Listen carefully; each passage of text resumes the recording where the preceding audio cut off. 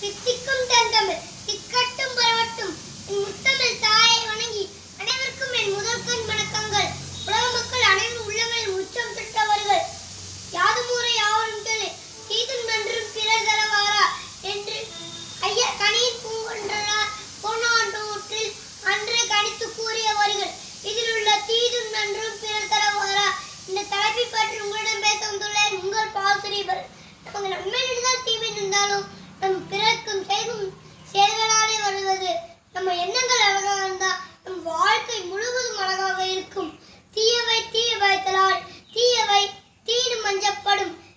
நம் வள்ளுவம் பாட்டில் அன்றே கூறியுள்ள இந்த குறளுக்கு பொருள் என்னவென்றால், நம் தீயதுக்கு எப்படி பயப்படுவோமோ அது மாதிரி நம்ம பிறருக்கு தீய செயல்கள் செய்யும் போது அது மாதிரி பயப்படணும்.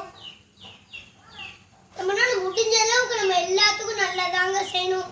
நம்ம ஒரு தவறு நடக்குன்னா அந்த தவறு நம்ம கிட்ட இருந்து தேடணும், பிறர்கிட்ட இருந்து தேடாதீர்கள். தீதும் நன்று பிறர் தரவாரா என்ற கதையை விளக்கமுடன் உங்களிடம் சொல்லுகிறேன். ஒரு ஊர்ல 2 காக்கா இருந்துச்சு. அந்த 2 காக்கால யார் உயரமா பறக்குறாங்க அவங்க தான் பெரியவங்கன்னு எப்பயுமே சண்டை போட்டுக்கிட்டே இருப்பாங்க. இதை பார்த்து எல்லா பறவையும் ஒரு நாள் சொல்லிச்சு, இந்த 2 மூட்டை திக்கிட்டு யார் உயரமா பறக்குறாங்க அவங்க தான் பெரியவங்க அப்படின்னு சொல்லி எல்லா பறவையும் சேர்ந்து சொல்லிச்சு. அதனால அந்த 2 காக்கால ஒரு காக்கா தீய காக்கா. இந்த தீய காக்கா பஞ்சு மூட்டையை தூக்கிட்டு பஞ்சு மூட்டை தூக்கிக்கிறேன்னு சொல்லிச்சு.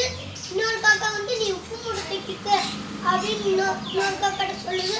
இந்த 2 காக்காவும் பறக்க ஆரம்பிக்குது. பஞ்சு தூக்கிட்டு போன காக்கா உயரமா பறந்துச்சு.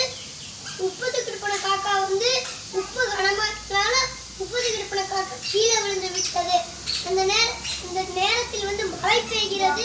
மழை பெஞ்சதுனால பஞ்சுக்குள் தண்ணி இறங்கி பஞ்சு கனமாகி விட்டது. பஞ்சு தூக்கிட்டு போன காக்கா கீழே விழுந்து விட்டது. உப்பு கரைஞ்சனா உப்பு தூக்கிட்ட காக்கா மேல உயரமா பறந்து இந்த போட்டியில் வெற்றி பெற்று விட்டது.